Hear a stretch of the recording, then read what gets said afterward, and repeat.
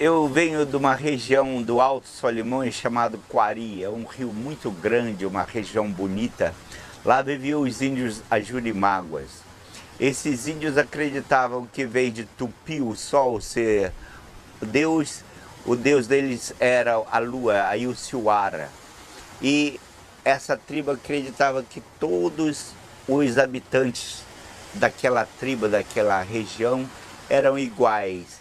Assim ninguém era superior para ser um juiz, mas eles acreditavam que Deus deixou 7 punimentos no rio, 7 pragas.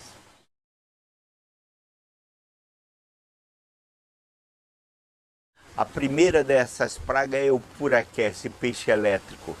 Quando alguém entra na água e vê aqueles puraqué enorme, vermelho, aqueles não são muito fortes, a gente pode até pegar neles só para sentir o choque, por experiência. Mas tem um preto de 80 centímetros mais ou menos, muito forte. O puraqué é um carnívoro, ele come peixinhos, né? Quando ele está na mata, ou no igapó, naquela mata alagada, muitas vezes a gente ouve um som como um beijo fazendo... É o puraqué sugando aqueles peixinhos. Mas esse puraqué preto, eles adoram roer a frutinha de açaí, que está muito alto na palmeira. Quando está alagado, ele não pode subir naturalmente lá, mas ele vem e choca as árvores e cai aquelas frutas que eles podem roer. Adoram fazer isso. Essa é a primeira praga, é muito forte, ninguém pode brincar com ele. Tem pessoas, ano passado, por exemplo, um rapaz lá em Barcelos levou um choque e passou meses fazendo fisioterapia para recuperar o movimento da perna. Essa é a primeira praga.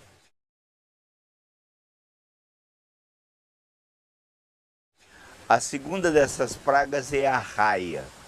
Quando nós vamos entrando na água, a gente sempre deve ter um remo ou qualquer coisa que espante as raias na frente da gente, ou fazer o pé da gente, fazer um movimento no pé para espantá-las.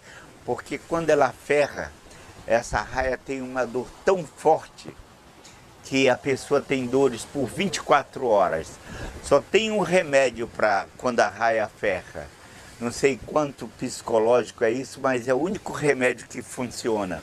Quando isso acontece, uma mulher deve sentar com as partes dela em cima da ferida até aquecer o ferimento. E em 1 minuto a dor passa. Mas sempre é muito difícil a gente encontrar uma voluntária. Essa é a segunda praga.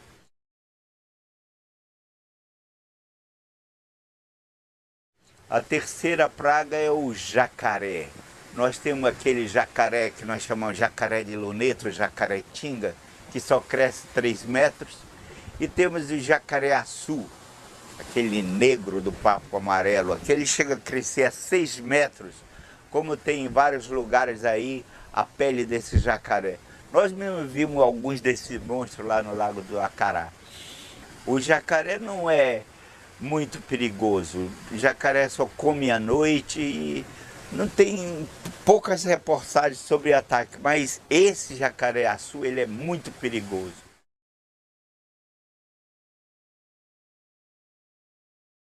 A quarta praga é o que nós chamamos aqui sucuriju, que em outras partes da América do Sul eles chamam anaconda. Essa tem várias espécies, mas todas vivendo na água. E essa cobra é tão grande, e segundo os pescadores daqui, eles já viram, segundo o nosso instituto de pesquisa, essa cobra cresce 12 metros ou 36 pés.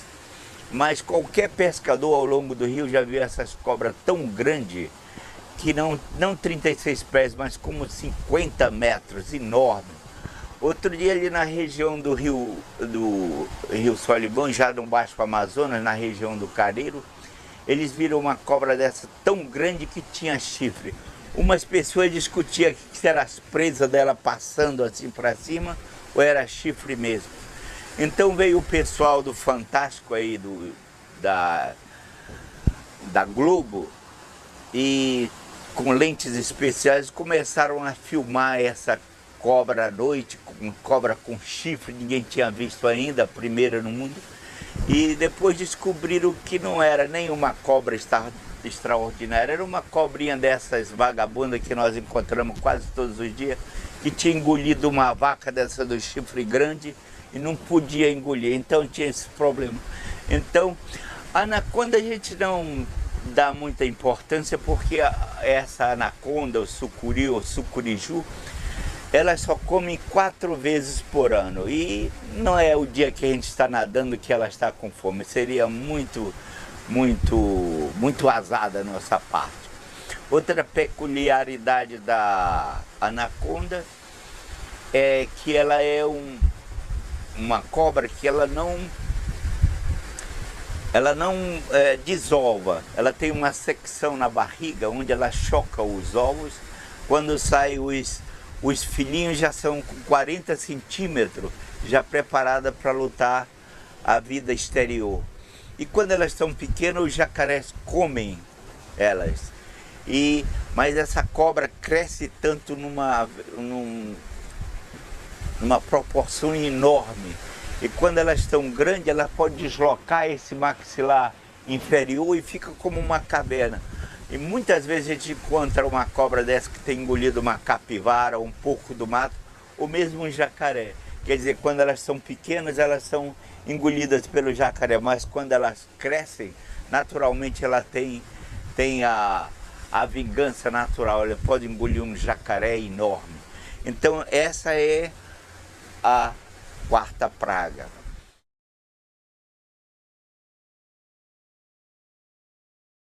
A quinta praga é o que nós chamamos piranha. A palavra pira significa peixe. Quando nós vamos no mercado, pergunta o nome dos peixes, ele diz pirarara, piramutaba, pirapitinga, pirarucu. Essa palavra pira significa peixe e a anha significa morder. As piranhas nós temos como 72 espécies de piranha. Temos uma piranha tão ordinárias como a piranha pacu, que pertencente a uma família de carnívoros, elas se tornaram herbívoras já, elas são vegetarianas, comem frutinhas. E tem outras que não comem nada, elas só comem as abas, a nadadeira de outro peixe. Assim elas comem, a nadadeira cresce de novo, elas têm sempre comida. Mas a piranha verdadeira é aquela que nós vimos da barriga vermelha, que vem em grupos de milhares ao mesmo tempo. Mas a piranha não é perigosa, assim como o pessoal fala. Só tem uma situação. Quando o rio começa a descer em julho, começa a descer tão rápido que todos esses lagos que tem um Paraná, uma conexão com o rio Amazonas ou com outros rios, esses lagos são realmente muito rasos. E quando começa a secar o rio, a temperatura aumenta consideravelmente, chega a 50 graus. E todos os peixes se reúnem num fenômeno que nós chamamos piracema. Algumas vezes a gente é atropelado, vai de canoa, peixe pulando na cara da gente, tudo. Esse fenômeno chama piracema, não é? Mas as piranhas não saem, elas ficam lá nesse lago, podem resistir a uma temperatura muito alta, comendo todos os peixes que estão morrendo. E de repente essa conexão com o rio principal desaparece. E as piranhas ficam lá sem ter muito o que comer.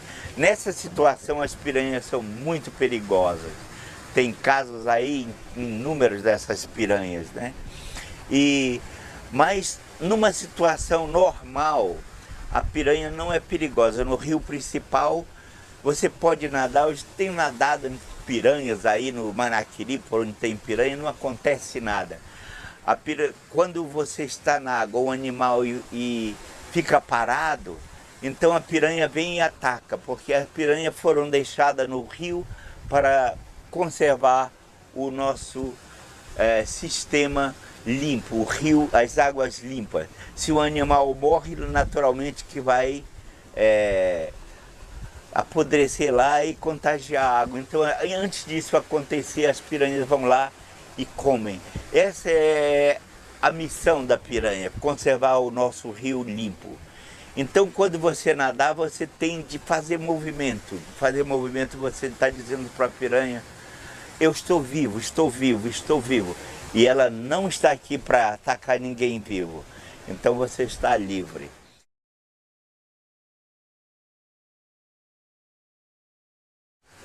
Sexta dessa praga é um bagre muito grande. É isso que os americanos chamam de peixe-gato. Nós temos um descomunal aqui. É tão grande que nós chamamos piraíba. A expressão pira é peixe, iba é uma expressão inacreditável, quer dizer. Lá na vila onde eu morava, quando uma mulher bonita passava, ela ficava com o ego muito inchado quando a gente dizia iba. Uma mulher bonita pra gente não é essas langanhas que a gente vê aí como mulher bonita. Essas mulheres aí assim, diretas como uma régua, a gente não dá valor nenhum. Uma mulher bonita no nossa concepção é uma mulher que tem uma forma de uma guitarra, assim, de um violão. Então, quando uns violões desses passavam pela gente lá na minha vila, a gente dizia iba, então inchava. Então esse peixe é tão grande, mas não é um peixe mau. Quando alguém nada, ele vai lá, pega o braço e perna e nada muito fundo com a pessoa, até ela não poder mais respirar. Mas ela faz isso por puro divertimento. Quando ela faz isso, você tem de fazer um teatro como está morto. Então você não é divertido, ela deixa você livre.